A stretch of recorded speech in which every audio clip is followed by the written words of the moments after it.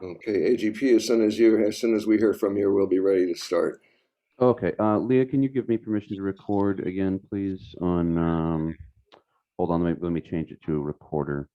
Okay. Name to AGP recorder, if you could do that for me real quick.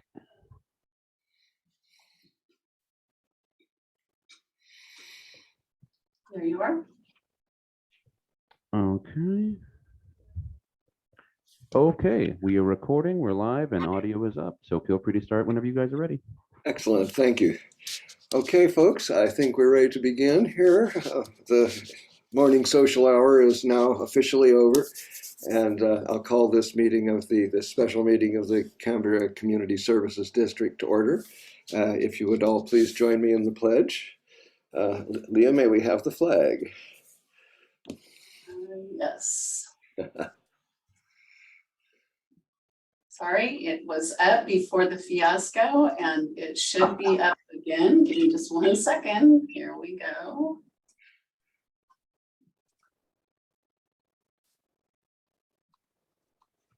There we go. Okay. I pledge allegiance to the flag of the United States of America and to the republic for which it stands, one nation under God, indivisible, with liberty and justice for all. Okay. I see that we do have a quorum this morning, all 5 directors being present. And we also have staff, Mr. Dienzo, Mr.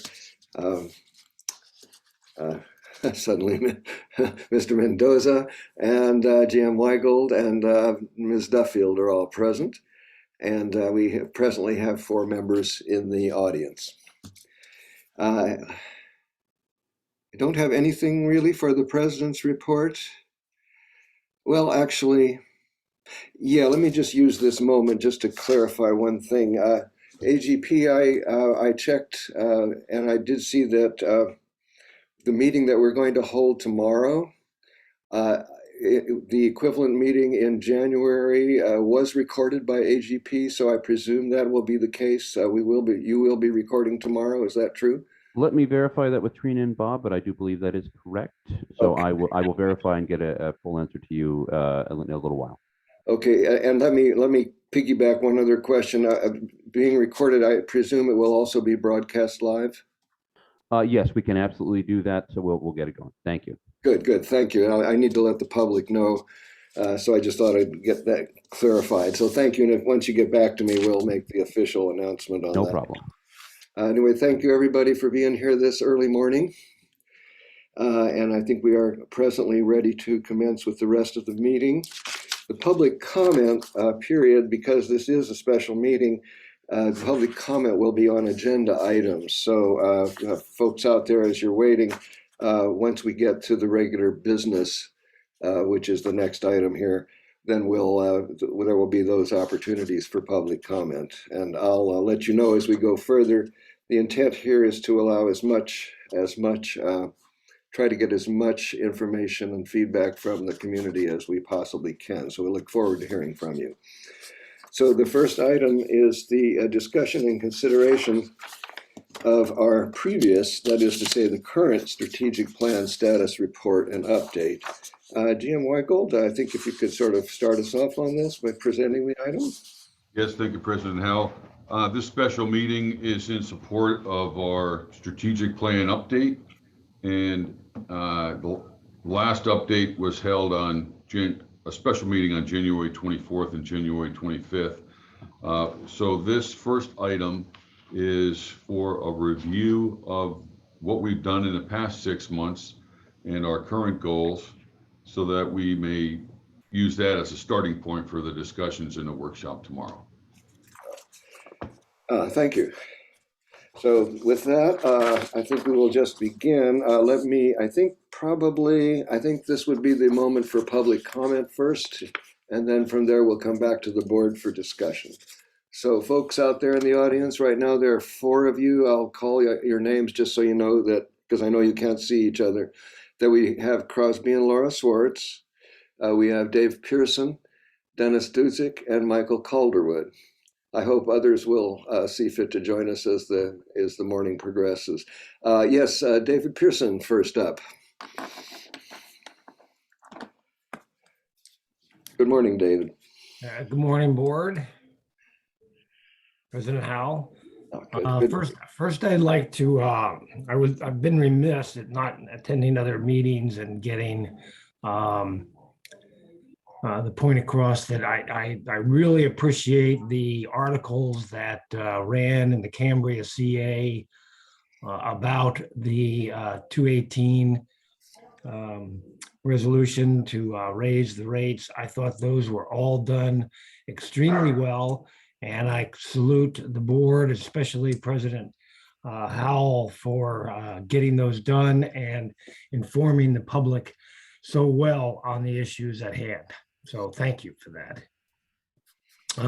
Second, I guess this is the time that I can comment a little bit about on the goals that are there and give my input. I'd like to start on the one about achieve and sustain adequate financial resources. I'd like to say that the reason that the government exists is to provide services and to do so the most efficient manner possible. And I think that that is one of the areas that maybe more attention should be given on the next round of goals and stuff. Efficiency, since we have the new Tyler system, perhaps there's some efficiencies that can be gained from that. I think cross-training of wastewater and water personnel will lead to efficiencies downstream. It may be time to, as the report said, look at some outsourcing. The first one that came to mind when I was thinking about this was payroll, but there may be others. So as a reminder that outsourcing sometimes is a better choice long-term for the district, because the more people that we add to the district payroll, the more we have as a retirement and PERS commitment downstream. So just my 2 cents on that. On the achieve a balance between growth and resources, the grant was awarded to the regional conservation district, and they will be starting sometime this fall on doing the forest health work, both on the ranch and on Rancho Marino, as well as some other properties around. And I think this is key towards getting that report back and then moving on with the other future objectives. So I think that one needs to be kept and needs to continue on. Last, the achieve community preparedness for wildfires and other emergencies. There's been a lot of progress made by the ad hoc committee appointed by the board. I think that things are moving along well there. The multi-jurisdictional hazard mitigation plan is a key that needs to be finished by hopefully the end of the year, because that is a key to applying for grants. If we don't have that in place, it makes it impossible in some cases for FEMA grants, and for other grants, it makes it much harder for us to apply for grants. So I hope we can move that forward. With the departure of Chief Hollingsworth, I hope somebody else will pick up that ball and help get that moving.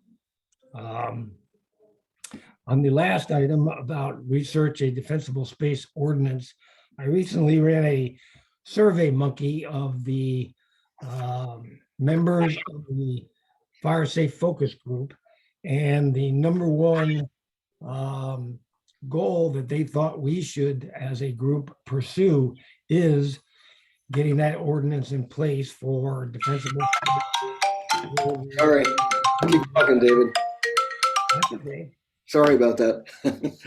I'm sorry, please, could you back up a little bit because I missed your last sentence? That's okay.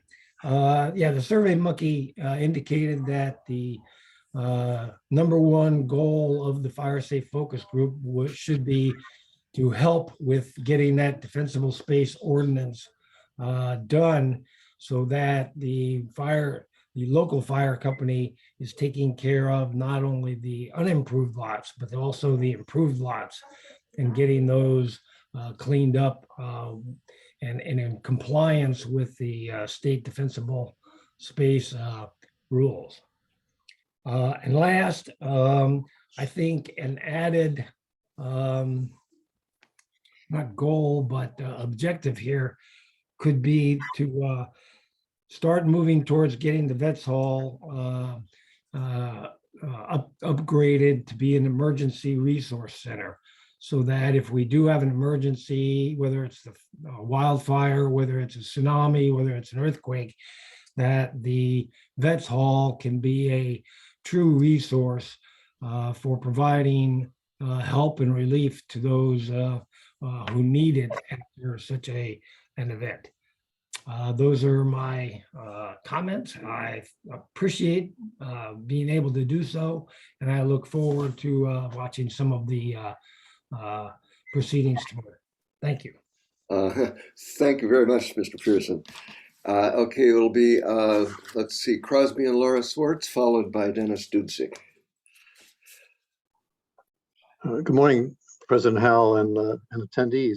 Good morning. A couple of quick comments on the existing 3-year goals, just to kind of start the thinking process off. The goal of increase and improve communications with the public is important, but you have to keep in mind it's two-way communications is what we're looking for, not one-way communications. We have kind of weak public's interest in meetings like this and some of the board meetings because some people feel that whatever questions they ask or comments they make are not going to be answered or not going to be given consideration. I don't know how you fix that, but two-way communications, please. And then also, I have a comment on the achieve a balanced policy for growth and resources. Now, one of our limiting resources still is drinking water, as it has been for years.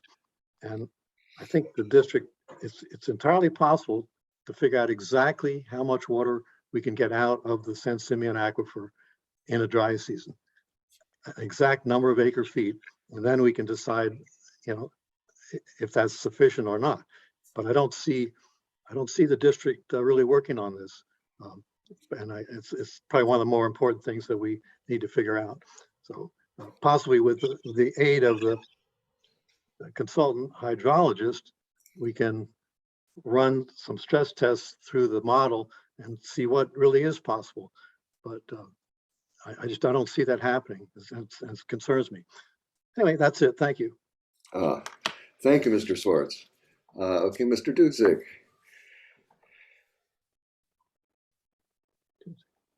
Let's see.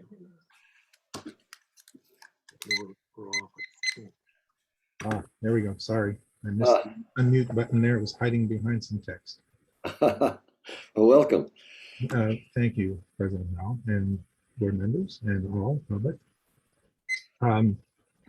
As I've mentioned in previous board meetings, and actually I had a formal request many months ago, and that request has never been responded to.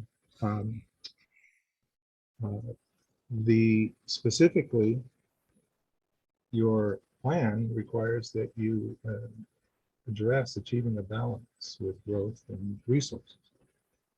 And as I mentioned, the balance between growth and resources includes the word balance, and it includes the word growth. Well, you can't balance if you only have one side being analyzed. You've got to look at growth, and nothing in your plan has addressed growth. And growth by definition means additional meters. It doesn't mean necessarily a growth in consumption, but it does mean a growth in in water meters, because that's the main issue that us lot owners are concerned with. So at some point, I would really like to see, and President Howell, at the time I brought this up, you said, oh, that's interesting. Yes, that's a good point. There's no growth in there. And yet still there's nothing in there. So the plan is completely devoid of an analysis or a plan for growth. And it's essential. You can't just ignore it forever. So I think the time has long since come for the board to put pen to paper and get a real analysis of your, and let us know what your plan is. I specifically asked the board to address that, and I did it formally. I sent in a formal request, and that request has never been responded to. So as was previously mentioned, it's a two-way communication. We can't just be tossing ideas your way and have you just sit on them. That's really not fair. So thank you for looking at it again. And hopefully this time there will really in fact be a public statement, if you will, or public analysis or public discussion now I know it's complicated. I know you have lawsuits and you have other issues that you have to deal with, and it makes it very difficult to talk about. But no matter how difficult it is, and no matter how complicated it is, it's got to be done. Thank you very much. Well, thank you, Mr. Dudzik. This next will be Tina Dickinson. Welcome, Tina. Thank you, President Howell. I actually wasn't planning to attend this meeting this morning, but I will say that I've become less enthusiastic about attending any of the district's meetings, primarily because one of the goals, and it was your top goal, was to provide a better way of communicating with the public. I have not seen that to be the case at all. In fact, if anything, it has become more of an issue where the public feels quite alienated from processes. The strategic plan, we elected you folks to be the ones that were able to come up with a strategic plan. It doesn't seem it would be that difficult. We've had issues ranging, obviously water, and finding a sustainable supply, something that this district still can't get together. It has taken way too long. It has cost way too much money. And what I'm troubled by is how things keep changing, where we're told that at the end of 2020, the CDP application would be ready for county. Then we were told 2021. Now we're being told maybe 2022. I don't understand what's going on with Stillwater Sciences, with the status. We need an update. I don't understand what happened to the Task 1 in-stream flow study. Is Stillwater still working on it? I do not understand what Mr. D'Enzo's approach is going forward. It's all happening, it would seem, behind closed doors, and the lack of transparency is beyond belief. And so I find myself, for someone who's been very active for a very long time, even finding a way to get 600 to 700 acre feet of water that would never have cost what this plant has cost us so far and continues to. So, it is really, it's very upsetting. And I was hoping that different people on this board could do things differently. Sadly, that is not the case. Not every aspect of the district do I have issues with. Certainly there's some really good things happening, but the leadership or lack of, and the lack of oversight is incredible. I brought up to you in the last meeting, which, about the costs for disposal of brine waste and hauling. And to think that you have it in your budget on page 34, this little tiny little a few lines, but you have no written estimates to back it up. I've put in a public records request. I want to see the written estimates. And you shouldn't be approving of anything without written estimates, folks. So that's all I have to say. Good luck with your meeting today and tomorrow. Thank you.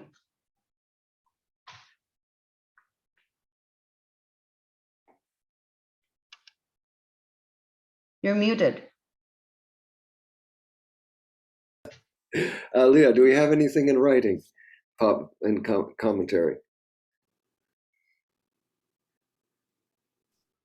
We do have one. Okay. And if you'll give me just a moment here. Apologize, my computer is freezing up just a little bit. No problem. So it is from Sasha Del Giorgio. When do you anticipate? You know what, this really is not actually relevant to this meeting. It's regarding IWMA. Oh, okay. Yeah, that isn't relevant to this meeting. Yeah. Let's see, maybe we want to reserve it to a point where it can come forward, since she went to the trouble of writing the note. Leah, maybe you and I can talk afterwards and see when it is appropriate to bring that forward. Absolutely. It's just, it's really just an inquiry as to when the JPA is going to be addressed by the board. And we have that on an agenda, I believe July 14th. July 14th. Okay. Yeah. If you would forward that to me, I can respond to her with that July 14th date. I sure will. Okay. Thank you. Okay, I see that Crosby and Laura are still out there, but we've already kind of moved forward on that one, but there will be ample opportunity as we go around here. I want to give you plenty of time to speak. Yes, Director Farmer? I just want to mention that it says Crosby and Laura. Oh. Crosby has spoken, but this might be Laura that wishes to speak. That's a very good point, Director Farmer. So if this is Laura that wishes to speak, it looks like it is. So yes, please, Yes. please come in and welcome, Laura. Thank you. Yes, it is Laura, the other half. Very Anyhow, good. okay. For the first positive thing, I want to thank you for fixing so accurately and so quickly our main water main that comes across. That is a good thing. I mean, that's what you guys are there for, and I really appreciate that. Okay, I say stuff in very, very simple words because I am strategic. I am a numbers person, as you know. The problem I'm having with the district is with the numbers. And basically, we've been watching this CIP list, you know, forever, since before it was even started. And it's changed so many times. And not that much has been done with it. The thing is, okay, you've raised the rates again for the second time, the 18th and the 22, okay? So you have money to do this stuff. Instead of, in my estimation, what you're doing is you're piling up some money to make our books look good. And this is my estimation, my numbers estimation. You're piling up numbers to make our books look good so you can borrow $12 million. Borrowing $12 million, that's not how, in my estimation, not how to do it, is pay for some of this stuff, get it done, because you're going to borrow this $12 million. You're going to pay tremendous amounts of interest. There's going to be a lot of money in the bank with the temptation to spend it on things that come up that not necessarily what it was meant for. So my thing for the district is, please start doing some of the things that you've been charging us for. Fix the sewer plant. Don't make our books look good to borrow more money to spend it someplace else. That's kind of my comment. But again, thank you for fixing the water pipe because I enjoy fresh water. Thank you, Laura. Ms. Soares, thank you very much. Do we have any additional public comment out there? I don't see any. Yes, everybody who's out there has spoken. I'm going to just use my privilege here to just comment very briefly on a couple items. First of all, the very kind words that Mr. Pearson gave us regarding the Cambria CA articles, I really want to give credit where credit is really due. All I did was organize it. The people who did the hard work were the actual writing. Mostly it was Vice President Dean and Director Steidel, so I want to give them credit for their efforts there. The other message that I'm getting is that looks like that was probably a good thing for us to do. And so going forward, we're going to try to do more of that. We'll try to marshal up some additional articles. We do hear the issue of the two-way communication, and it's something that it's an ongoing process that we continue to work at. And it is difficult, but we have hopes that we'll get some success there. As to Mr. Duzick, I think what we're waiting on in terms before we can actually discuss in any realistic way any plan for growth is to get the answer that Mr. Swartz was asking, which is precisely how much water do we actually have in a dry season? Not conjecture, but what is the reality there? And then, of course, the other thing which we all have to bear in mind is that even if we know what the dry season allows us, we do not know what will happen if we don't have a rain in the winter. So there's going to be some uncertainty no matter what, but any realistic discussion of growth and resources has to proceed with a clear understanding of what those resources are before we can make any determination as to what kind of growth is reasonable and safe for the community. Now, that's just me talking. I'm not speaking for the board as a whole, but I'm just using my presidential privilege here to respond to some of these things. But thank you all for your excellent comments. Let's go to the board now. And I think best choice would be to just proceed with each goal and each objective to see where we are on that, if we have any comments. So if you're all in agreement with that, would anyone like to respond to the public before we start? Since I already took advantage of my position. Okay, I'm not seeing, oh yes, Director Steidel, your hand is up. Thank you, President Howe. I just wanted to, as it was one of the last things to be addressed, I just wanted to address several of the items that Ms. Schwartz brought up.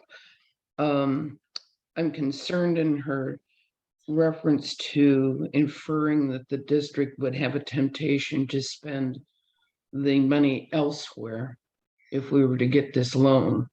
I find it, well, in addition to the fact that it is not something that could happen, because if we get a loan for the $12 million based on the return on the rates, the only place we can spend that is in wastewater.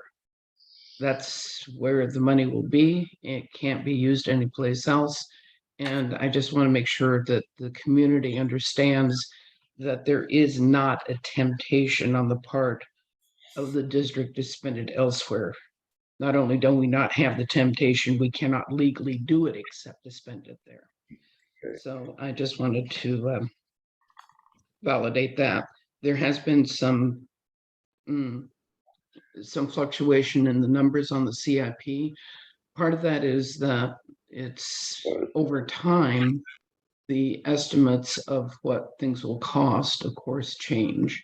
The other thing is that in recognizing the work that we have to do, there's always an opportunity to look at what the initial intent was and to determine whether or not there's something more that needs to be done or can be done sequentially in some ways so that the full investment doesn't have to happen immediately. So those kinds of considerations and discussions go on, but they're very detailed and they're very technical, and they happen within the utilities environment. So I just wanted to pass that information on. Thank you, Director Steidel. Any other director wish to make any response? Okay. Well, let's move in then to the actual plan itself here and go goal by goal and objective by objective. So the first one is this: increase and improve communication with the public. There's two objectives here. So I guess we need to see So Jim Weigel, this looks like your name was on this one. This has to do with develop and present a public outreach program. It looks like we're in the revised column there. So what's the status of that one? This is a program in draft and still working through a lot of the details there. A lot of it was intended to be non-COVID related, and so sort of working through a little bit of that.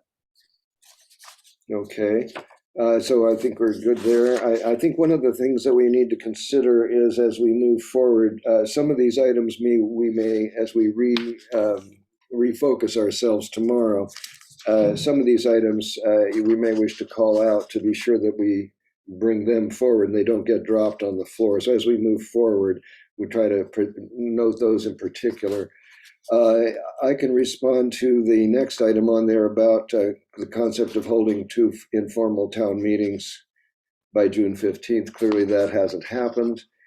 And Mr. Weigel and I have been discussing this, and I think at the present time, probably we'll let this one drop. It's the idea of a town meeting in this COVID time is probably not to do that in a really productive way. Neither of us could see a way forward in the present environment on that one. So not that we're always interested in continuing to look for opportunities for communication, but that particular one I think we can drop as an if without objection on that one. Okay. Moving on then to the next goal, which is to achieve and sustain adequate financial resources. In terms of the first objective, it appears to be done. Yes, and we had a report, as I recall. This was to identify potential organizational changes and efficiencies to address underfunded, under-resourced, and understaffed services and support needs. And so the report was presented, so that's definitely done and can be checked off. The Tyler system, to complete the implementation, Ms. Duffield, or can we safely say that implementation is completed? That's correct. Okay, let's put that one, that's done. All right. And we have, the other one is a future objective. Areas for immediate alternative review. Actually, I think this, as I recall, what happened here is we did get a report and then it got passed on, as it's over here in the comments section. It says Director Steidel and Gray to discuss further. I think we did form an ad hoc on that, did we not? Yes, Director Gray. Yeah, I believe we did form an ad hoc. Ad hoc hasn't really gone activated yet, but Dr. Farmer and I think, are the ad hoc. Oh, okay. It's you and Director Farmer? Right. Okay. Just a moment. That actually was,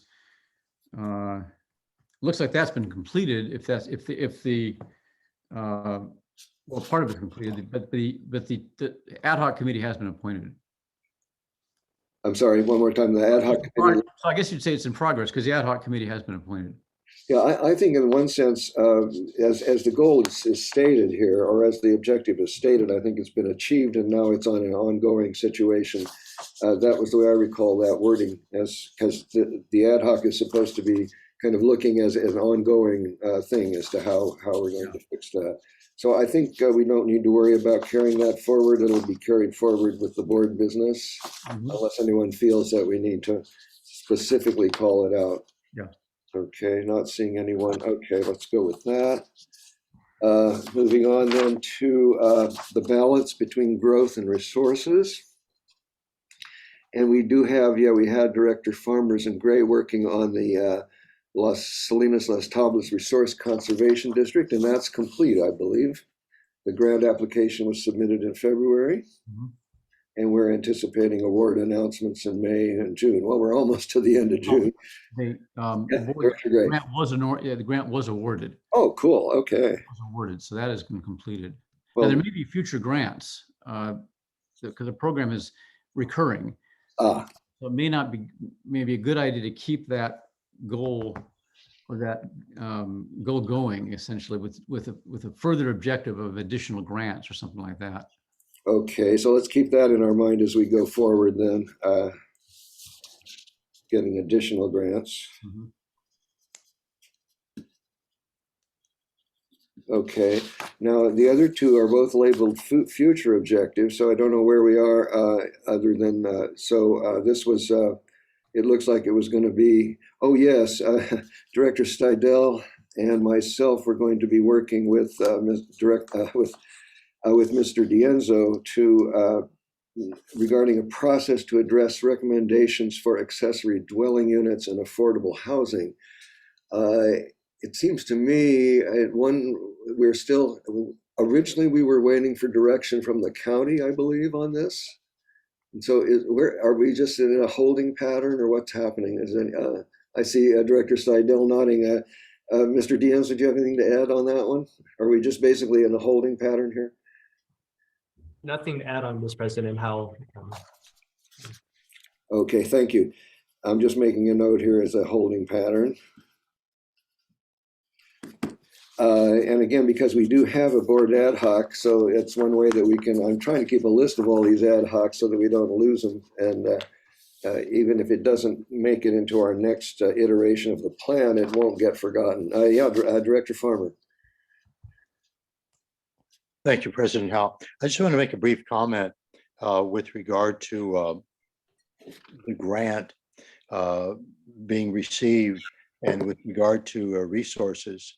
I believe with regard to the vegetative treatment program that's being done on the Cavell Ranch, and Director Gray can correct me if I'm wrong here, but both FFRP, in other words, the Fiscalini Ranch Preserve folks there, and also at Rancho Marino, they're going to be doing also a treatment program, but they're going to be doing something different, or at least investigating doing something different from what's happening on the Cavell Ranch. But both of those groups or representatives, their important thing is, like I said, improved forest health in those two areas, which are, I think, if you include both of them, are about 800 acres. So that's something that's going to be moving forward as well. So I just wanted to point that out. Thank you. Excellent. Yes, thank you, Director Farmer. And that goes right into that last objective, specifically participate in updating the forest management plan to address health and well-being of the forest. So that kind of falls into that, does it not, a little bit? It would seem so. Okay. Yes. Director Gray, out of the corner of my eye, I caught your hand there. Yeah. I just had a further comment on that. We may have to revisit that, the wording of that objective, because the management, because obviously the first objective also is updating forest management plans. They're plans specific to specific parcels, but overall it is effectively the same thing. Because the more forest management plans get updated through the grant program, the more you basically updated the overall forest management plan for the planning for the area. So this is somewhat superseded, I think, by number one. Yeah, it sort of gloms together, I think. Right. Yeah. So as it moves forward, I think this may reappear then as a part of our as we move forward. It may actually reincarnate itself in a goal. But if not, just based on our conversation here, we can be sure that, again, the continued existence of that ad hoc at the board level ensures that this would go forward.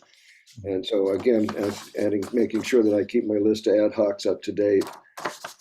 So, well, and I think in a moment, there was a thought that went through my mind I should mention. I think it is kind of my job to kind of keep track of what ad hocs we have, and probably I should start calling around to you guys periodically just to see how we're doing on these. So it's not to urge you to work, but more just to make sure that we're all updated as to the progress or lack of progress that's being made on these. So in the future, I think you'll be getting a few more phone calls and emails from me, just to checking out to see how these ad hocs are doing. Moving on then, are we ready for the next one? Okay, this will be develop a long-term infrastructure and resources plan. I think this is the second to last goal, if I've got this correct.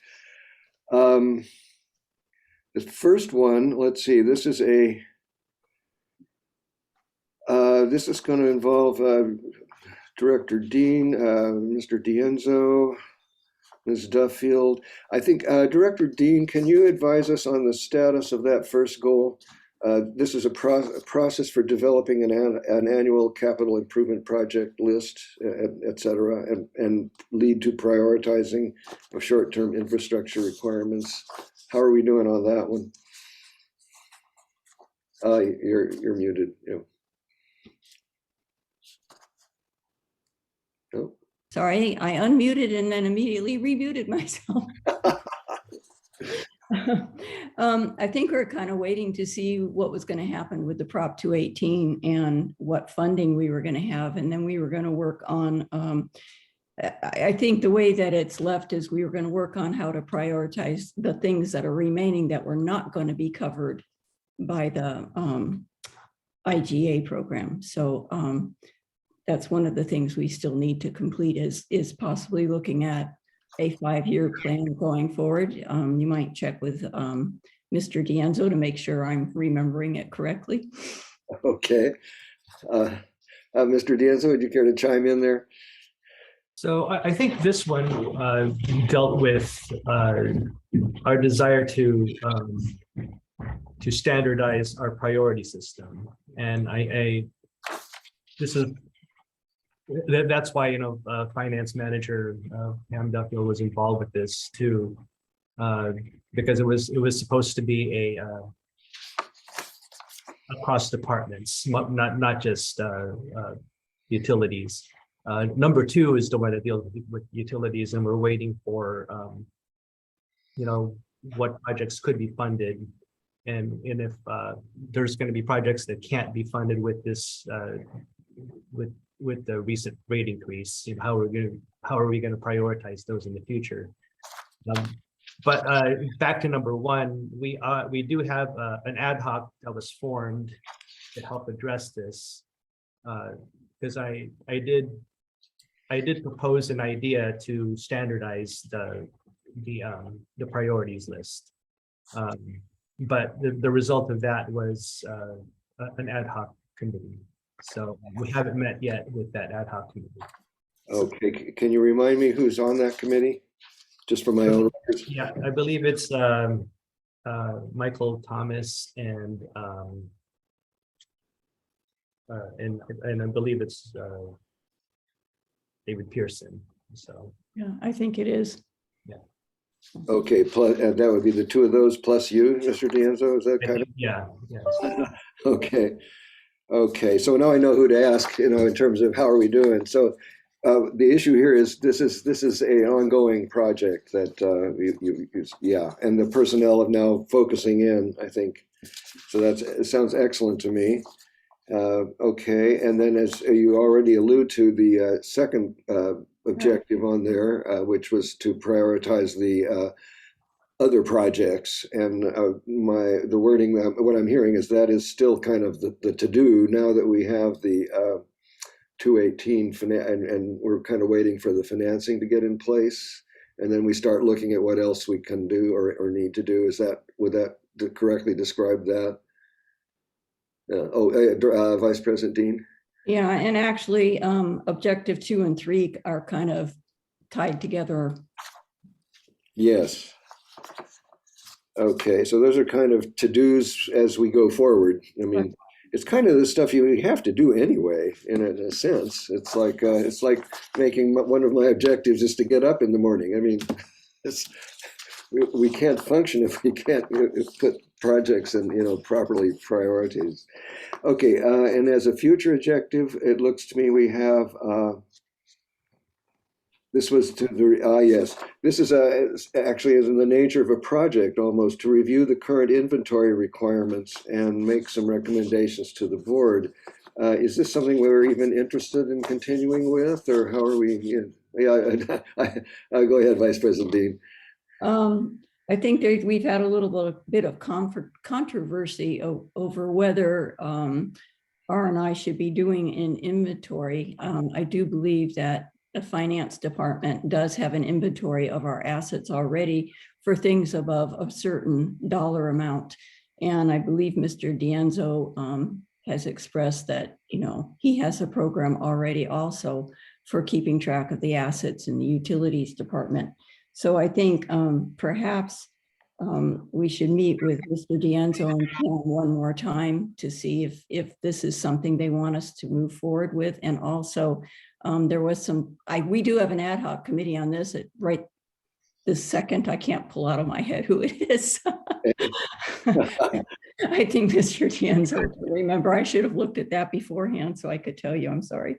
But there also has been some talk about possibly using interns from Cal Poly to help with this. This is something we are planning on doing. Okay, so it is kind of a project that's sort of I'm just trying to rephrase this. So at least waiting for one more meeting with Mr. D'Anzo to see how or if to go forward and in what direction. Yeah, Mr. D'Anzo and Ms. Duffwood. Okay, so that's going to be with Ray and Pam. So that, can we make this a future item? Continue. Call it the future objective, or and again, even if it doesn't actually make it, to me, this is more a project that supports other things, and so I could see this happening regardless. But yeah, okay. Any other comments on this one? All right. All right, we're ready to the last one. This is the community preparedness for wildfires and other emergencies. So the one we had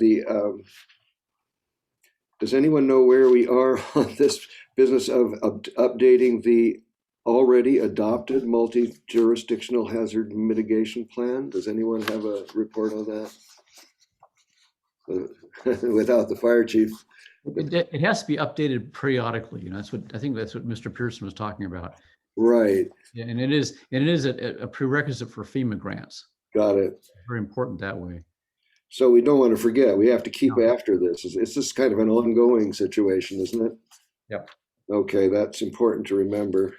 Mm-hmm. And this is ongoing. Okay, and then the next one.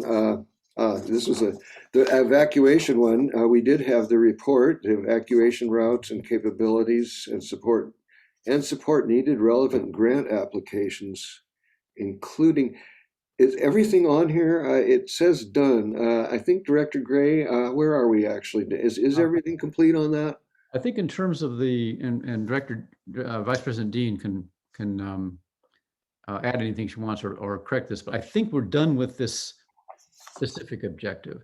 I do think we might want to renew the evacuation route planning in a new objective, but more towards the implementing Zone Haven, which is going to be apparently the Zone Haven, as it were, the allocations of the areas, the maps or whatever you call them, are going to be done pretty much by the end of the year, and then it's the implementation phase early in 2023, so that we basically put it on the ground essentially and get people integrated into it in Cambria.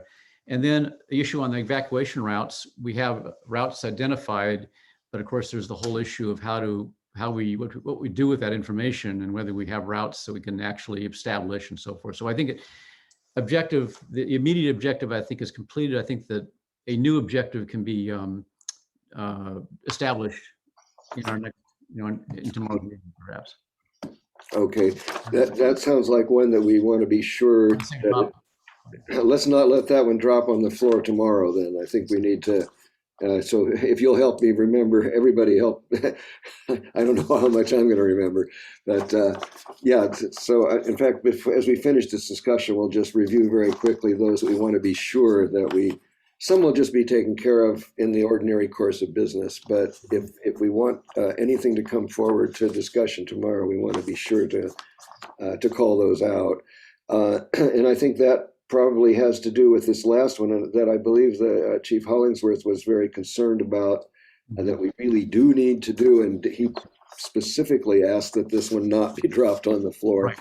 And this is the defensible space ordinance for the community of Cambria, and this is to research an ordinance and present it to the board and staff as a staff report for consideration.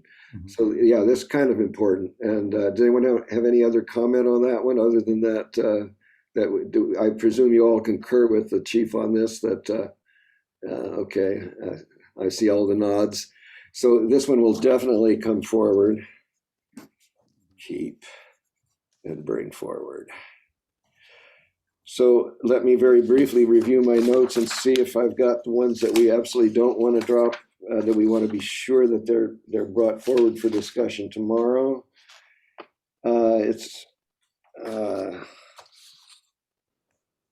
Actually, most of these are things which it looks like we just handle as procedural or just ongoing. I'm going to come to you guys. Other than the okay, here, wait a minute.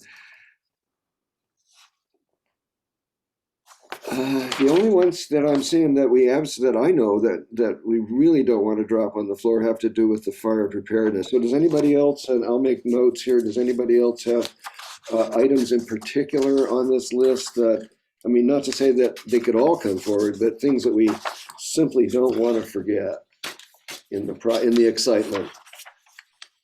And so anybody have anything else? Yes, Director Dean, or Vice President Dean.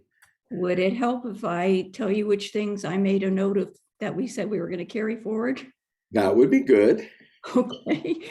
Okay. So for objective goal number 1, increase and improve communications with the public, we said we were going to carry forward developing and presenting a public outreach program. Okay. We said we were going to keep working on that.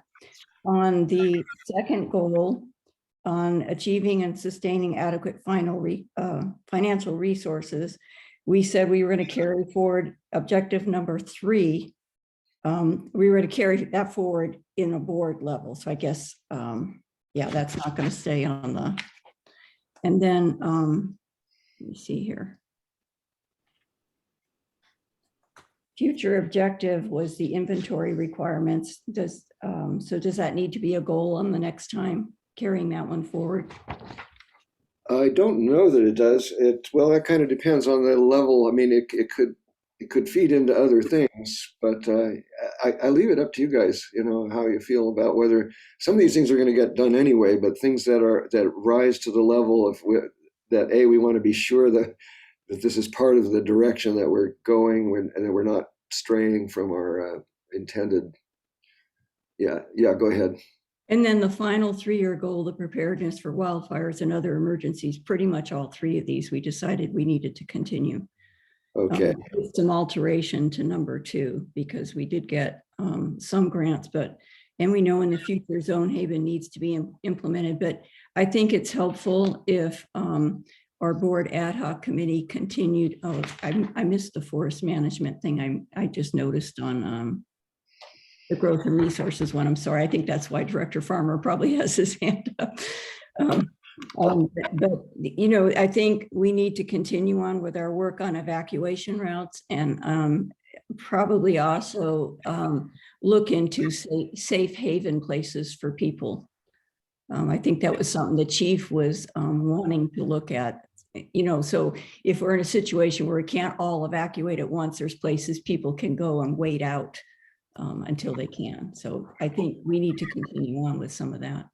Okay, excellent. Yeah, Director Farmer, and followed by Director Steidel. Yes, thank you, President Howell. So in reflecting on growth and resources in that particular part of the strategic plan, both Mr. Swartz and Ms. Dickinson talked about the availability, being aware, and the district letting the community know how much water is actually available for the residents of this community. I would assume, obviously, mostly from San Simeon Creek, but also from Santa Rosa Creek. And since everything is really up in the air right now with regard to the availability of water, which is actually our most precious resource in this community, I'm wondering if perhaps with regard to that particular part of the strategic plan, that under resources, we should be addressing, like I say, not just forest health and how to improve that, but the availability of water for our community and how to address number one, providing that type of information realistically to the members of the community, and also how do we as a district do our best to utilize our water resources as meaningfully as possible. And well, I'll just leave it at that for right now. Okay, thank you, Director Farmer. Yeah, Director Stidel. Yes. Couldn't remember if I was unmuted or not. I guess two things. The water availability in its most simplistic term, we have defined by the Water Resources Board how much we can draw from the aquifers, San Simeon and Santa Rosa. Anything beyond that is whatever nature brings to us. And we certainly don't have control over that. So being able to define a specific number may be a difficult target to achieve, not to say that some of the other things that have been suggested aren't important, and to focus on those elements, because those are elements we might be able to influence. But what we will never be able to determine what an exact number is, because Mother Nature is not going to let us know ahead of time. That's a very good my personal. The other thing related to the last items on the preparedness and emergencies, I think that Mr. Pearson made an excellent point earlier with reference to the idea of establishing essentially an emergency resource center with the Vets Hall.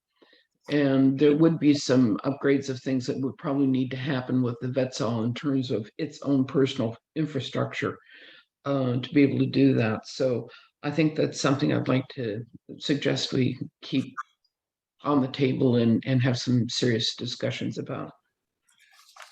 That's a good point. And yeah, just a second, Director Gray. That's a very, very concrete, very specific thing. And I sort of like that because it's something. So let's all try to remember and bring that one forward, not let it fall.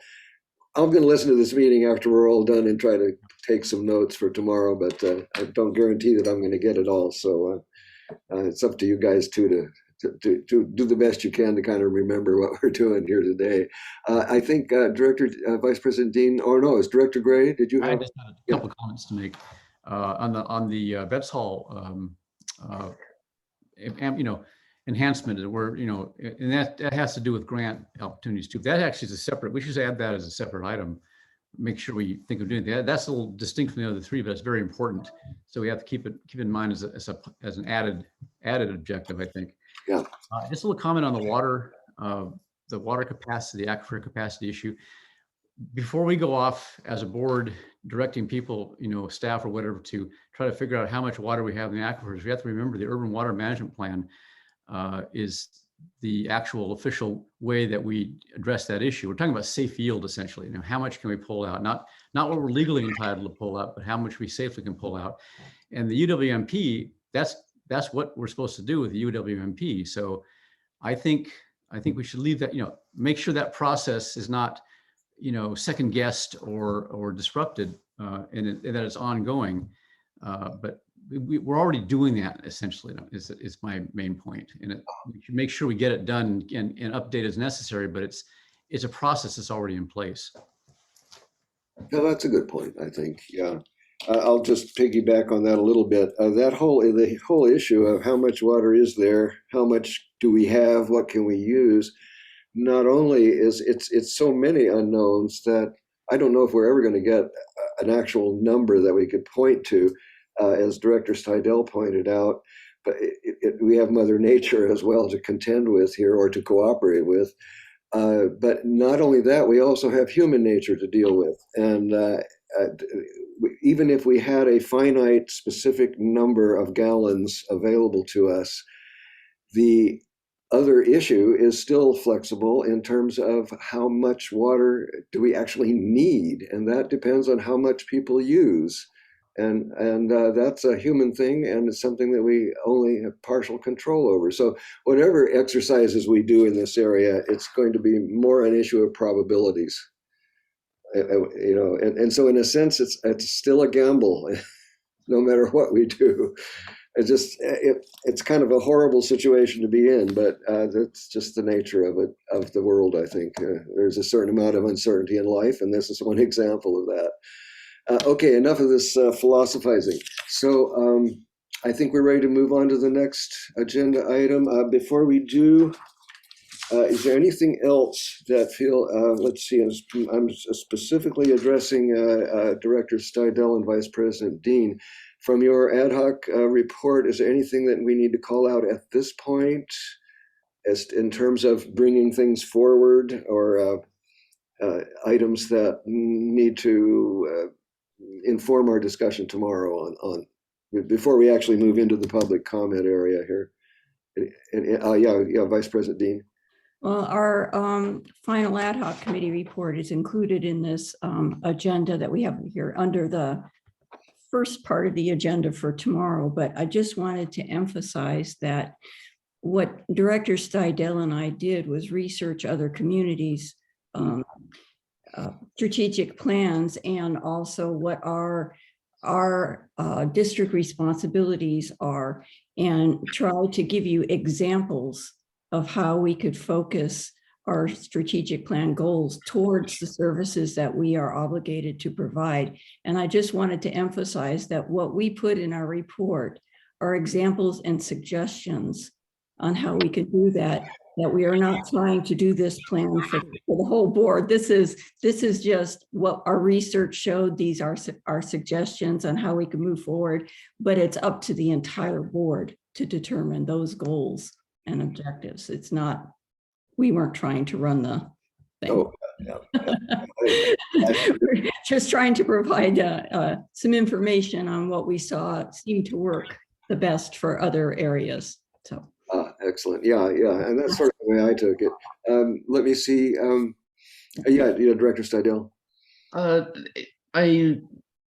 think that Vice President Dean is verbalized very well what we were attempting to do in bringing information forward to the board. I think a lot of what we've gone over with the strategic plan items here in the old format can easily still be fit into the suggestion that had been made regarding the functional orientation of the goals. For instance, the fire department items that have been listed are just a natural element of the function of the fire services to be involved in those processes with potentially the assistance of other people. So I think that as we go forward and review the goals and get those established, I'm suggesting we could probably then come back to these items that were from the prior strategic plan statusing that we just did, and then go through and make sure that everything has a home. And that'll help validate some of the process that we go through too. Good point. Thank you for that. Yes.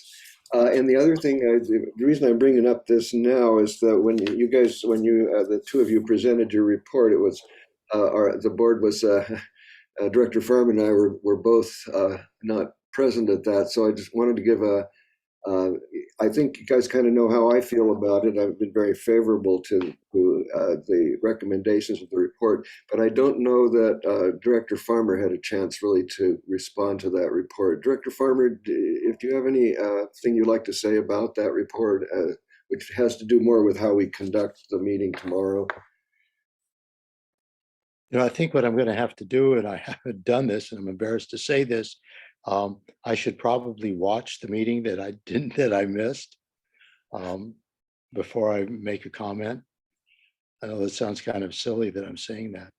Oh no, that's a fair thing. Yeah. I mean, I'm not wanting to put you on the spot, but just to make sure that whatever feedback was out there that at this time that we bring that forward. So I think we're good then. I think we're ready to move on to the next agenda item. If no one has anything more to say about this one. Okay, let us do that. And thanks to the attendees for being patient with us here. This will be item 3B, which is receiving community input regarding the strategic plan. I think Jim Weigel, would you present the item, and then I'll talk a little bit about how we actually will proceed with this. But to the public here, you can have more than one shot on this one because we're dividing the topics up a little bit. So we'll allow some conversation. We'll get to that after Jim Weigel presents the kind of the general idea as we go forward here. So Jim Weigel, you have the floor on this. Thank you, President Hell. Agenda item 3B is to receive community input for the strategic plan process and workshop tomorrow. Staff recommends that the board solicit public input in 3 key areas. Those are district strengths, district weaknesses, and district goals. And those are goals basically up to 3 years. And the public may comment on any other issues related to the update of the strategic plan. Attached in the agenda for this topic are a little bit of background information. So part of the understanding the public's input and the workshop participant input for weaknesses, goals, or weaknesses, strengths, and goals is to do a SWOT analysis to understand what we do well, what we think we do well, what we think we don't do well, and utilize some of that in the development of goals.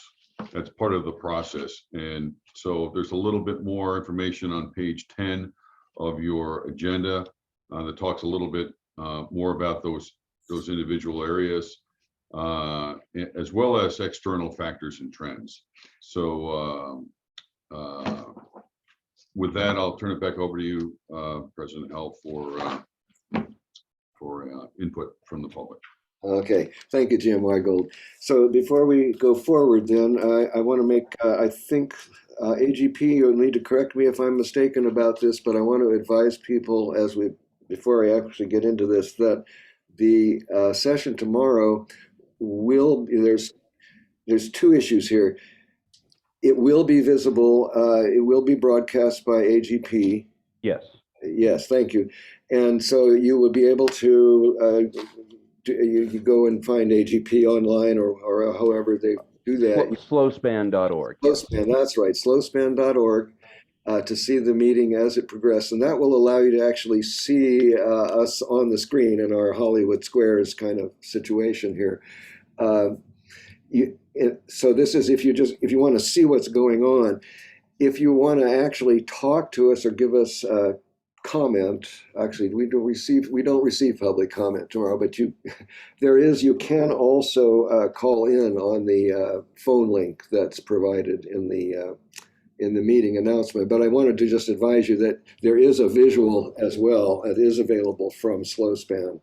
And for those of you who are unable to, I just checked before we started today, excuse me, that recording from Slowspan will be available. So those people who have missed watching that strategic planning session, they can have that, they can see it later at their convenience.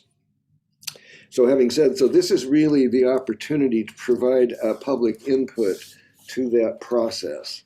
And so I'd like to take public input in the 3 areas separately, so that you've got at least 3 shots at the apple here. And because the whole object here is to hear from the public, if you do, I will allow you to speak more than once after everyone who wishes to speak has spoken. So if you really have more than 3 minutes worth of commentary on one of the topics, you can do your 3 minutes, and then provided everyone else has had a chance to talk and the time has not gotten too long, we'll go ahead and go for a second round. So you'll have 3 opportunities here to discuss. And so what we'll do is I'll take comment first of all on the district strengths, the things that strengths and accomplishments general strengths and then accomplishments over the last 6 months. So that would be the first area of public commentary. And then after we finish with that, then you've all had your say, then we will have the district weaknesses. And this is current. So we don't want to hash the past here. This is going forward. So what are our current weaknesses and what are our current challenges that we're going to have to face? And then the last item would be district goals, and to think about the external factors that will have a positive impact, and the external factors that have a negative impact, and suggestions for goals. That's all kind of one thing. Thinking we're looking to the future. What are the things that are good that will help us? What are the things that will be problems for us? And what do you think those 3-year goals should be if you were king? What would you do? So, excuse me. So having said that, we'll open up the floor to public commentary. And then I'll give you just a minute, any of you who have a thought. We always like to hear good stuff, so if you could think of something that, okay. And now I'll call first. Leah, do we have any written commentary on, let me ask you this, Leah, so I won't have to ask you again. And do we have any comment at all on any of this material? No, we do not. Okay, so I won't bother asking you again. Okay, I do see a hand up, Mr. Dudzik. So please come in, Mr. Dudzik. Unmute. Here we are again. There you are, yes. As Director Gray pointed out, the Urban Water Management Plan is an important vehicle. And I would say I want to applaud the district for the preparation and the update of the Urban Water Management Plan. Very important element. And I do appreciate how important it is to focus on that. So I want to applaud you for that, and then I'll come back later with some suggestions for update.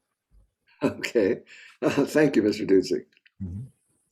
Anybody else want to give us a pat on the back here? Okay, Ms. Dickinson. Now this is good stuff. So if it's negative, you want to wait till the negative side. If it's good, we want to hear it now. So yeah, please come in, Ms. Dickinson. I don't think, President Howell, you should even make that assumption. Let me speak first, okay? No, the reason, Ms. Dickinson, let me interrupt you. The reason I said that is if you want to have a negative thing to say, you're going to have a shot at that as well. I know that. Okay, that's what I just wanted to remind you. So all I want to do is clarify the prior comment made by Mr. Dudzik, that the Urban Water Management Plan, yes, great that you got it done, but it is a requirement. It's not something you choose to do or not choose to do. So I would like to, for somebody that seems a little uninformed about it, that you don't really have a choice. It's something that is mandated. And yes, I do applaud the district for having done that. But that's my clarification on it. Thank you. Thank you, Ms. Dickinson. And I do get your point. I mean, should we be praised for something that we are required to do anyway? There is an argument you can make in that regard. Anybody else want to speak? Okay, not seeing anybody. I'm going to move on then to the next one. This is perhaps going to give us a little more. So this will be the district weaknesses. This is the internal, and we're talking about what's internal to the district, not the external circumstances, of which there are many scary things happening out there, but that's not what we're talking about. So this is our internal weaknesses and challenges. So anybody have anything to say on that one? Okay, Mr. Dudzik, please go ahead. I almost let it go, but I said no. No, that's okay. The challenge I think that you have, and I'll use it in regards to the Urban Water Management Plan, is that I believe that it needs to be more collaborative in terms of once it's out there, let's talk about what it actually says and go beyond the technical specifics of the document and convert that into planning for the future. integrating that into your plans for the future. And I think that's the next item you want to talk about. So I'll come back on the next item and talk about how I might suggest that you integrate that into the future. Excellent. Well, thank you for that. Anybody else want to talk about our weaknesses? This is the chance. Oh, yes, Ms. Dickinson, please. I didn't realize we'd already skipped to weaknesses. Oh. Well, maybe I already expressed some of those or my concerns earlier. I just do not feel, and I'm being perfectly candid and honest about my feelings about leadership and about oversight. I really have paid very close attention to the district, as I said earlier, for a very long time. And many of you know that. I brought many issues to the district's attention over the years. I do care about our town, and I do care about the misdirection that I've seen it gone in so many ways and so many times. And I just sort of wonder how the board is really wanting to address going forward in a different way, in a way that is really going to show benefits to how this town really is operated, about its goals and objectives, because I keep seeing this floundering, and I don't get it. We pay people very good money to do the work that they do, and yet so many times it's the public who has brought to your attention mistakes, errors, issues. We're the ones. And it's very frustrating. And so I really would like to see better leadership, not just from the general manager, but from department heads. And I would like to see way more oversight from the board in its duties of oversight, so that we have a better run CCSD. Thank you. Okay, so thank you, Ms. Dickinson. Anybody else? We'll just give it just a quick minute here. Okay, I'm not seeing anything going once, going twice. Okay, we'll move to item 3. Pardon me, just a second here. Okay, this will be district goals. And again, I think the discussion it's a little more complicated here. We're talking about not only goals, but we want to talk now about the external factors, which may be the positives and negatives. That is to say, what's good out there that are not internal to the district, and what there may be good things as well happening in the world that may affect us. So, and all of those would then feed to our goals as we move forward. So I see Crosby and Laura Swartz, followed by Dennis Dudzik. Oh, no. Thank you, President Howell. I have just a couple sort of obvious comments about the potential negative external factors that might be facing the district. One, of course, is the possibility of a continued high rate of inflation. You know, this is going to be a problem for everybody, including the district. I don't know what you do about it, but you need to be aware that it could continue.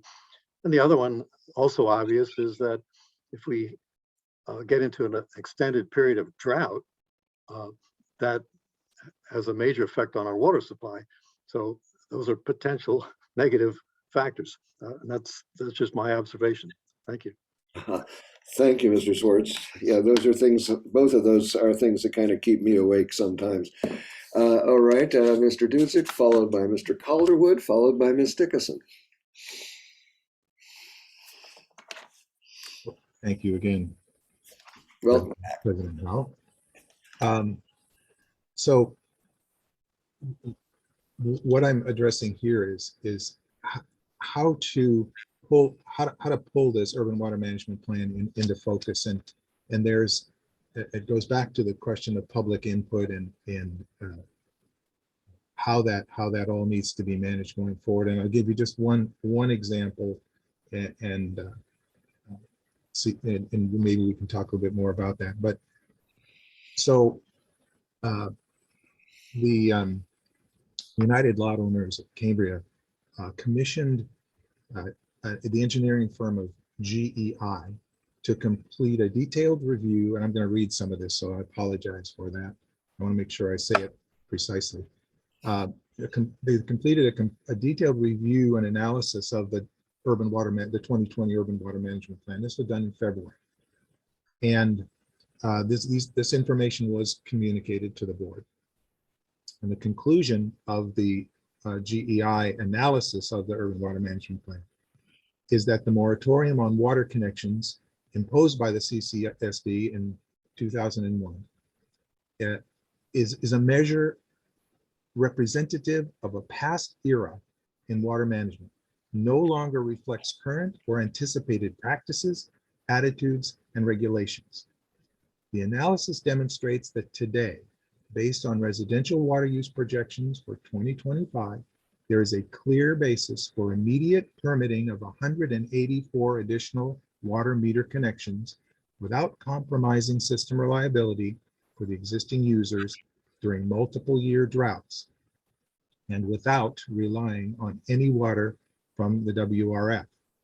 In addition, based on the water use rates reported by the CCSD to the State Board in 2021, rates considerably lower than the projections used to support the permitting of the 184 additional connections. The number of meters that could be permitted under the same conditions rises to 208. So this is real important analysis and discussion that needs to go on, because we need to move forward with measures that are representative of the current and future water management requirements. And that's my comment. Okay, thank you, Mr. Dudzik. Okay, let's see now, Michael Calderwood, please.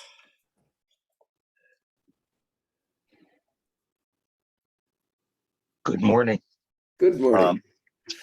Going to the specific goals and objectives, first I'd like to again compliment the excellent work done by Vice President Dean and Director Steidel on sort of rethinking and revamping and coming up with new specific approaches to goal setting and putting a lot of thought into it and laying a really good foundation for the discussion tomorrow. I think it will yield good fruit. Specifically to the ongoing goal and objective and sort of my personal quixotic quest here about transparency and communication with the public. It seems to me, from observing and attending and engaging on a fairly regular basis, that all the discussion about transparency and all of that is very, it's used sort of as a cudgel to impede a lot of the progress that may be counter to what individuals think. If you look at statistics, which is one good way to gauge public engagement, maybe we can start looking at things like website hits, who goes there and looks, attendance at meetings. I think I heard four or five people at today's meeting. At the policy committee meeting, it's usually me. And at the finance meeting, I'm sure that the live attendance is lower, as with the R&I committee. So these are all settings and opportunities for the public to engage, and yet we don't. So why is that? Maybe look at the transparency and communication issue differently. Find a way to make it more of a joint ownership rather than the district sort of running around scratching its head saying, what can we do now to make 1% of the population who engage happy? Use the stats, use the numbers. Laura made a great point about I'm a numbers person. Well, let's look at our numbers and see what they truly are, and then engage the community, those who wish to engage, in a way to take the emotion out, to take all the personal feelings, to take all the situational things out and say, how can we collectively do a better job of ensuring that there is good transparency, good communication that will make us all better and stronger as a community. So those are my thoughts. Put some specific targets and metrics around that objective, and then look at it through the lens of how do we help the community engage better in a way that we all understand. Thank you. Thank you. Very good points. Yes, Ms. Dickerson.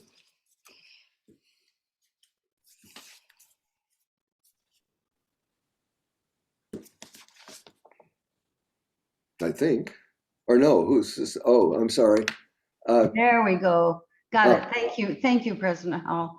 Okay. And thank you for indulging me one more time. Oh, please. I would have to ask this, what we have staring at us, and which has another item that resulting from what we have staring at us is the NOV from the Coastal Commission. And so how does the district resolve the issue of lifting the moratorium, the Water Code 350, when facing the NOV from the Coastal Commission? That is a huge, huge issue. Earlier, it was brought up about ADUs. We already know that the Coastal Commission has said no ADUs / guest houses in Cambria or Los Osos. And so why are we even talking about ADUs and about the county when that's already been made clear? So I'm not understanding why we're not getting clarity on things that we should have clarity on. And also, when people talk about 208 more homes being built, even without the emergency water supply, sustainable water facility, WRF, whatever, goodness gracious, it just can't, it isn't possible. I mean, you first have to deal with lifting the moratorium, and I don't quite know how you go about that because it has been in place for 21 years.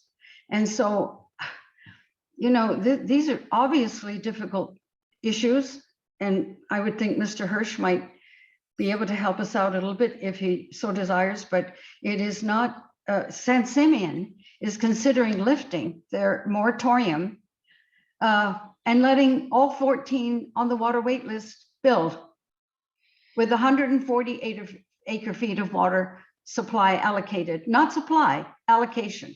And so that's what we have to look at is, what do we, when you talk about, oh, well, how much do we really have?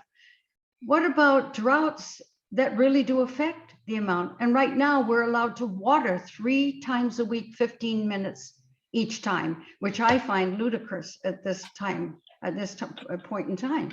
So I just think there are huge issues you have confronted you right now that certainly would affect any thought of handing out intent to serve, will serves at this point in time. We have to get our water situation straightened out, and we have to know what we really do have, what is the demand, what is the supply. And I do believe that we have a way of figuring out, because we've done it in the past. Go back to 1988 and you'll find some answers. Thank you very much. Thank you, Ms. Dickerson. Okay, I see Crosby and Laura Swartz. Or Crosby or Laura Swartz.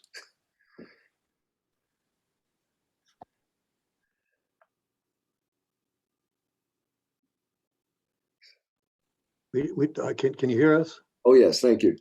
Okay, thank you, John. Yeah, it's Laura this time. Hi, Laura. Okay. Okay, just real simple terms again. Tina is probably pretty correct there. I think the one goal the district should be doing is paying close attention to the agencies that have tremendous power over us.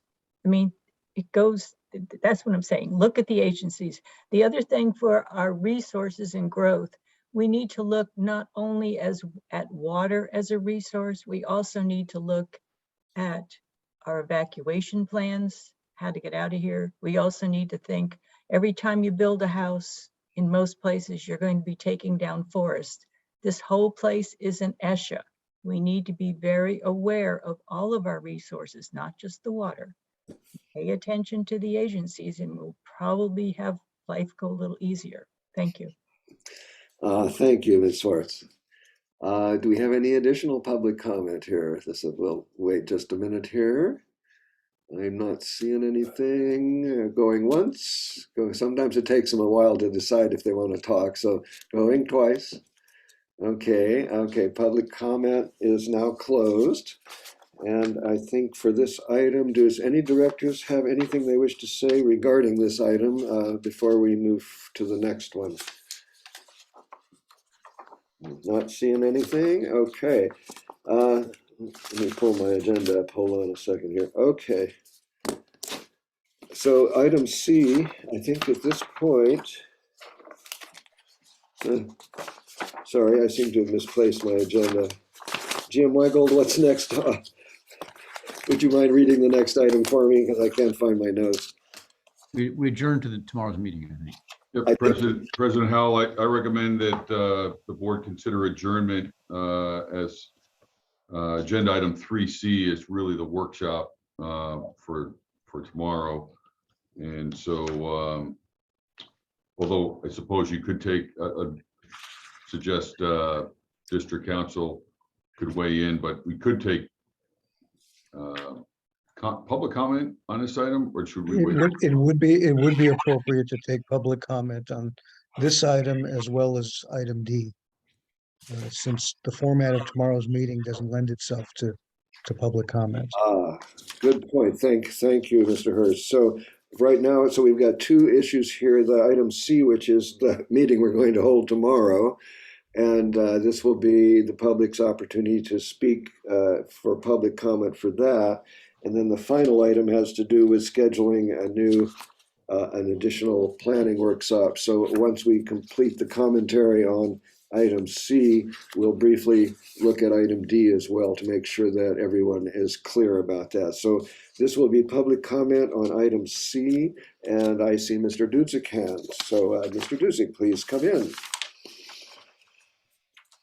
Yes, and in response to the question about what the board is going to be talking about and doing tomorrow, I would hope that the board would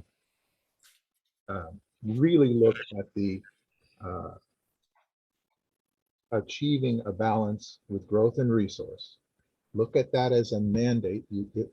I was involved in all of the public processes, and I know that was in the intention.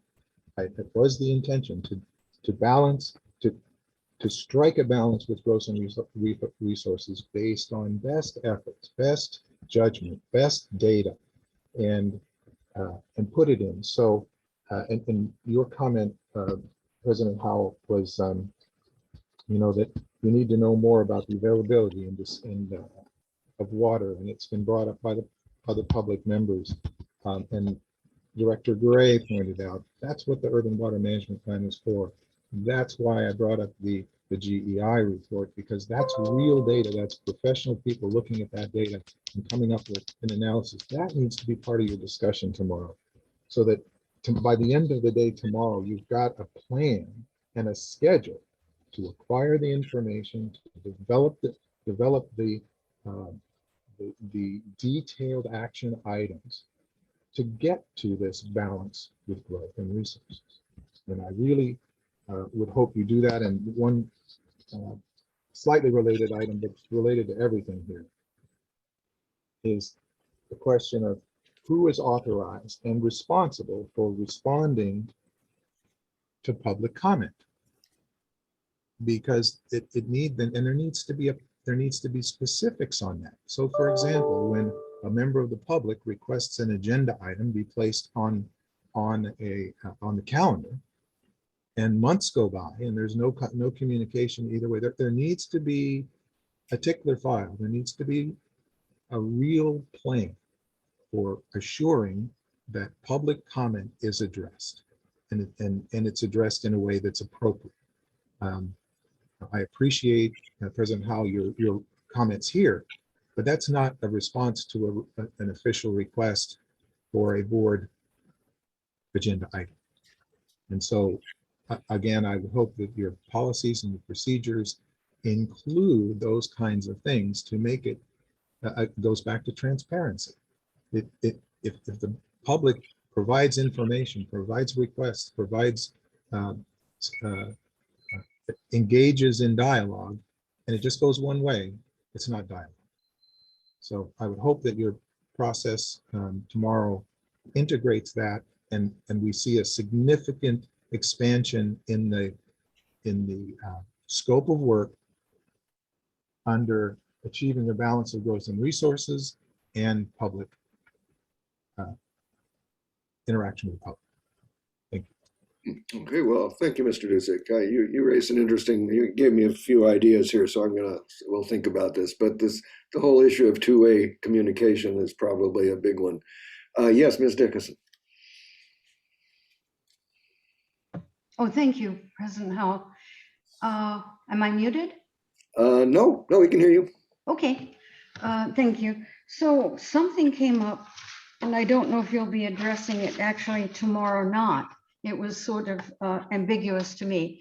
And that was an item that David Pearson brought up, and it was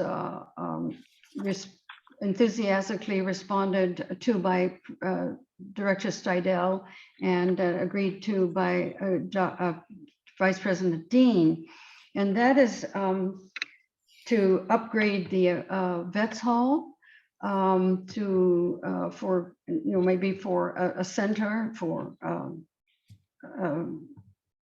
for emergencies if they occur, whatever. I'm troubled by that because as we know that the Vets Hall is not being used by the public at large for these meetings.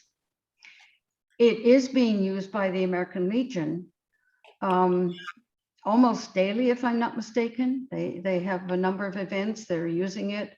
They use the kitchen. They use the whatever they have downstairs, a bar or whatever. I don't know I've never been in there, but that's costing all of the ratepayers a lot of money.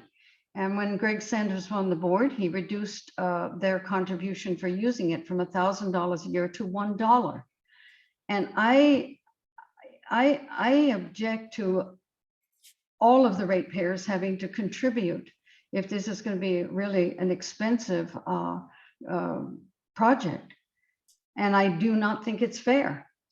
And we are not using it currently. You've again decided that it's not the time to be using it now. So we don't know when it will be used for the public and for the district's meetings or for any other activities where people have to actually pay to use the Vets Hall.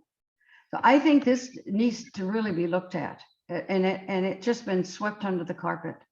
But I do believe that there needs to be some fairness associated with however it moves forward. It needs to be brought up to the public. Thank you. Okay, thank you, Ms. Dickinson. Anybody else? Okay, not seeing anything here. I think we are ready then for item. This is okay. Now, this is last call on item 3C, and just reminder for folks out there, this is the chance to provide public input to tomorrow, because tomorrow, while you can watch us, and I hope it will be entertaining, that you can watch us, but you won't be able to communicate with us. So this is the time for you to communicate with us regarding our strategic plan as we go forward with our working on a strategic plan for the next 3 years. So again, last call for public comment. All right, I'm not seeing any. So we'll also then take public comment on item 3D, which is again, we're doing this now because you folks out there, as much as we love to hear from you, it's really a technological issue that we're unable to take comment tomorrow from you. So this is our discussion and consideration to set a date for the next strategic planning workshop. Does anybody out there, any of you folks in the audience, and there are 7 of you now, by the way, if anybody wishes to say anything about or wishes to advise us or give us your feelings about whether or not and when to have a date for another strategic planning workshop? Yes, Mr. Dudzik. You again. Welcome back.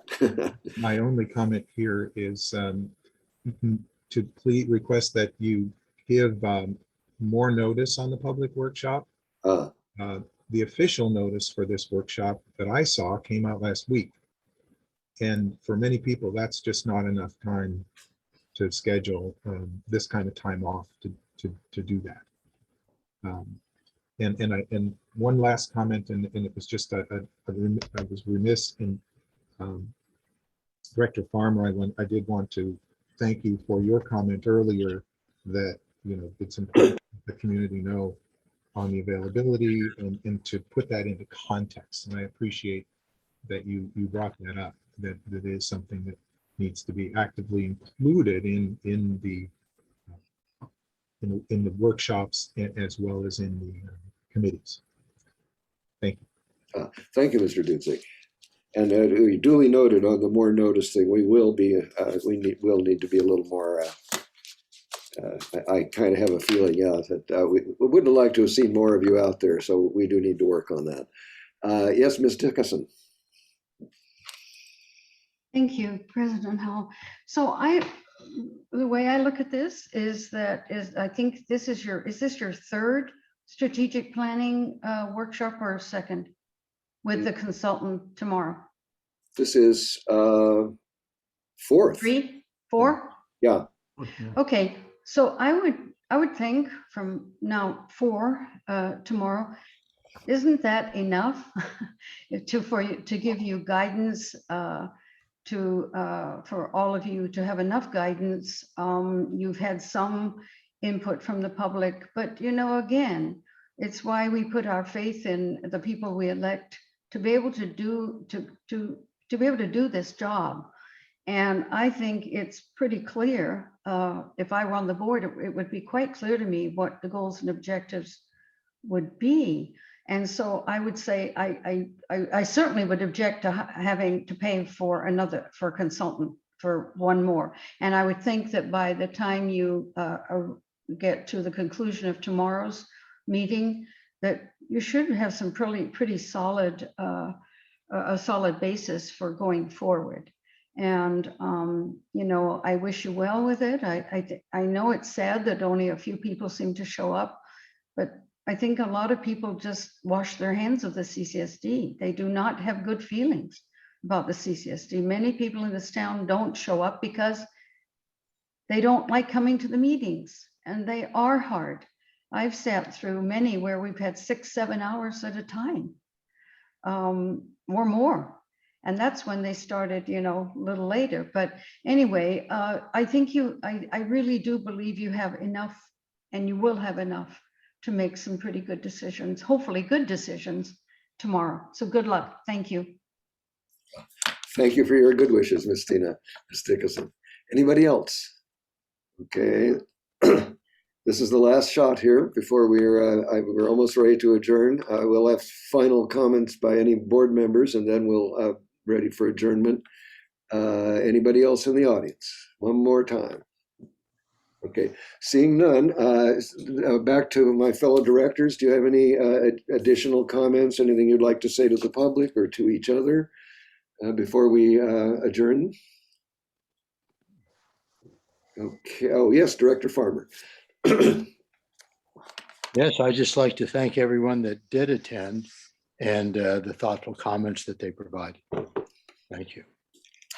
Thank you, Director Farmer, and those are absolutely echoing my sentiments. Again, I do appreciate everybody for not only you guys for being here this early hour, but also for our attendees, our audience out there. And I think we did receive some very good input from them.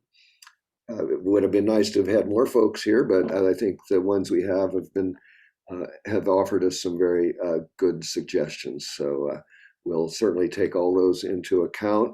We may not necessarily agree with everything that's said, but it doesn't mean that we didn't hear you, although I understand that sometimes it can appear that way.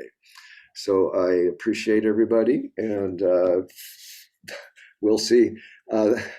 For the public, I hope those of you who need some morning entertainment, you will be able to watch us. And I look forward to seeing my fellow directors and members of staff at the ungodly hour of, I think 8:30 we were being asked to log in just to be sure that technically it works. But Director Steidel, am I mistaken? You're muted. 8:15. It kicks off at 8:30. Thank you. I keep pushing it down the road. It's even less. Oh, it's horrible. Okay. I know the rest of the world gets up earlier than I do. So I'll see you all at 8:15 tomorrow. I'd like to say bright-eyed and bushy-tailed, but I don't know if I'm going to be able to pull that off. But I'll try to make a good imitation of being awake. So thank you all. It's a pleasure to see you as always. And I look forward to seeing you all tomorrow. Thanks again. So, we are now adjourned officially.